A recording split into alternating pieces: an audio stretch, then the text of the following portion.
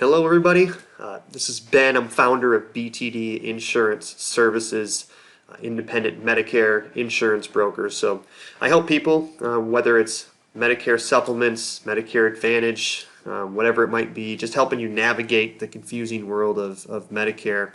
I don't work for Medicare, I don't work for a government agency, so I want to get that in there as well. But today I just wanted to go through what I consider probably the most important decision that you'll be faced with, especially if you're new to Medicare, if you're newly eligible coming into the first time. Maybe you've just retired, you left you or your spouse's employer plan, you've got your red, white, and blue Medicare insurance card, and you want to look at, okay, what's next? So today, just wanted to again look at Medicare Supplement versus Medicare Advantage. First thing though is just wanted to lay the foundation with the parts of Medicare. If you look at your red, white, and blue Medicare card, if you have that, you're going to notice that there's two parts listed. That is going to be Part A, which is your hospital insurance part of Medicare. So if you get admitted to the hospital, anything that's done to you there, that's what Part A is for. Part B is essentially everything that can be done to you outside of being admitted to the hospital. So doctor's visits, blood work, different outpatient surgeries, and so on. Now, Part A is generally free to most people. If you've worked the required 40 quarters and you paid for Part A through your payroll taxes during those working years, so most people don't pay additional premium for Part A. However, people are surprised to find out that Part B does have a monthly premium associated with it. And at the time of this video here for 2022, it is $170.10 per month. That Part B cost. It can be more if you're a high income earner, but generally most people are paying the $170.10. So original Medicare, that is essentially those two parts, Part A and Part B. Now Part D is a prescription drug portion that is not included. So original Medicare does not cover outpatient prescription drugs. So I do want to make the note that most people it is recommended to purchase a prescription drug plan to go along with their original Medicare. But then what do we do next? So the first place I recommend everybody start their research is going to be looking into Medicare supplement plans or Medigap plans. So on original Medicare, there are deductibles, there are co-payments and things that need to be met. So for example, on the Part A portion of Medicare, there's deductibles and co-payments if you're hospitalized. But on Part B, there's a small deductible there, but generally on Part B, Medicare covers 80% of the medical bills. You're responsible for the other 20%. So if you have Medicare by itself, that 20% is unlimited. So there's no limit to what your financial risk may be if you just leave original Medicare as it is and go on with that. So most people do opt in for something like a Medicare supplement or Medigap plan. It's going to cover that 20%. It's going to take you from an unlimited financial risk. Depending on what supplement you go with, it can be as little as a few $100s a year.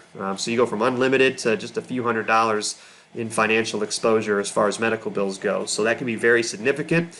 Original Medicare lets you go anywhere you want in the country that takes Medicare. So that's a majority of doctors and hospitals. I think you'll see numbers that are from 96% to 99% and everywhere in between. But the point being, most medical doctors and hospitals take original Medicare. So that's a really good part of Medicare. And so the supplement follows that Medicare around. It lets you go. There's no network restriction with it, so you can access your treatment and care to virtually anywhere you want to go to. And then the supplement simply fills in those gaps, keeps it so your financial risk is much lower than what it otherwise would be.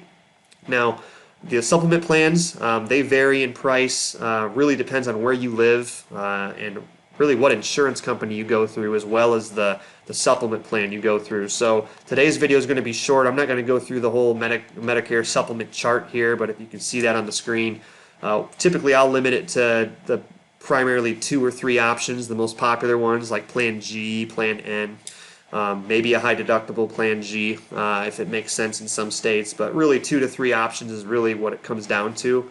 But the nice thing about Medicare supplement plans is that they are standardized.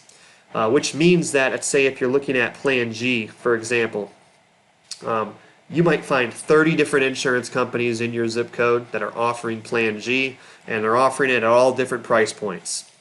Regardless of which one you go with, Plan G covers the same. It's the same Plan G for the lowest cost insurance company. It's the same Plan G for the highest cost. The insurance companies do not get to decide what's going to be covered, what's not going to be covered. That has already been made. That decision's been made at the government level. So it's one of the few types of insurance out there where a private insurance company doesn't get to pick and choose what's covered, what's not covered. Medicare makes that decision.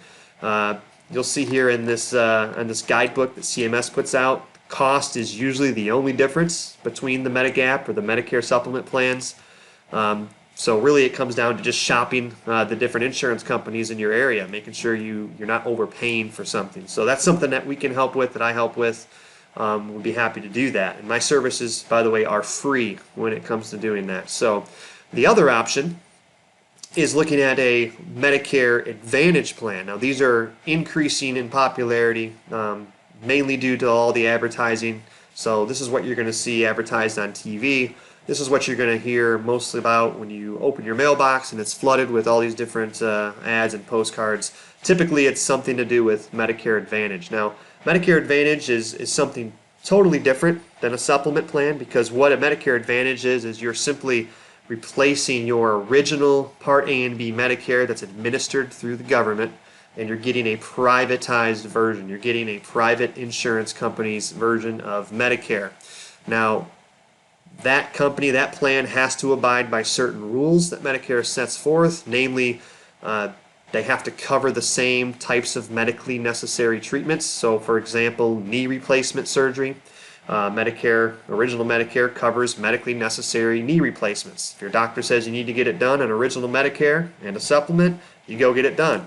On Medicare Advantage, they also must cover medically necessary treatments, let's say knee replacement surgery. The difference lies, though, in a few things. Number one, Medicare Advantage plans use their own network of doctors and hospitals. And they'll vary between plans, but essentially you no longer have the freedom to go to any doctor, any hospital in the country that takes original Medicare. When you're on Medicare Advantage, you have to use the network of providers that plan tells you must use. Also, that plan, or the company that you get your Medicare Advantage plan through, they get to determine what's going to be medically necessary. So, say if your doctor says you need to get a knee replacement surgery, that plan may, contractually speaking, may cover knee replacement surgeries, but it doesn't mean they're going to cover your knee replacement surgery at that time. So your doctor may be required to get what's called prior authorizations. And I'm using knee replacement surgery just as an example. It could be any number of different services. But the point is, Medicare Advantage is known to require these prior authorizations where you have to get plan permission before they're going to cover that types of treatment. If you don't get permission from the plan, it may not be covered for you. So there's more restrictions, there's more hoops on Medicare Advantage plan, and I'm telling you this up front because most of the time you're not going to hear this in most of the advertising. What you will hear are things that are true, such as Medicare Advantage includes additional things that aren't covered on original Medicare, like dental, vision, hearing. A lot of times they'll include that prescription drug coverage, so you don't need to buy a separate prescription drug plan. Where I live in Florida, there's a lot of different Medicare Advantage plans here. You might find some in your area that are zero premium, so it doesn't cost you anything additional to have it. Now you still have to pay your Part B, that $170 a month we mentioned in the beginning. You'll still have to pay that premium, but you won't have to pay anything additional. So you got extra benefits. It might not cost you anything extra on a monthly basis. Gotta wonder what it is you're giving up. So a lot of people aren't aware that, hey, you are going to have to be restricted to that plan's network. You're most likely going to have to get prior authorizations for different types of services that you otherwise wouldn't have to get through. So in summary, when I'm looking at this with people, if you're somebody who has the ability to afford the additional monthly premium of a Medicare supplement plan, and again, we can shop the different rates for you, but if you can afford that, and it's really important to you that you have the ability to go essentially where you want to go to get your medical care, you don't want to have to jump through the hoops of prior authorization, that doesn't appeal to you, then you're most likely going to be attracted to a Medicare supplement plan. Now, if you're somebody that can't afford a Medicare supplement, or you're somebody that is okay having more of that managed care experience where you're going to have to be more restricted to the network you have, you're going to have to most likely get prior authorizations for any of the treatments that you get.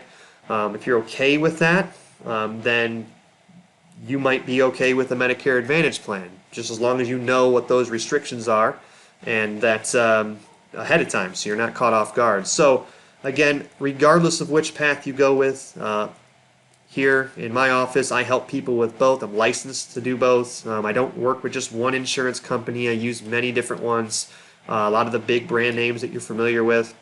So because my services are free, it doesn't cost you anything to have me look at your particular situation. I'd be happy to do so. Hopefully you found this quick video useful as far as the information to get you thinking what path might make sense to you. I appreciate your time. God bless. We'll hope to talk to you soon.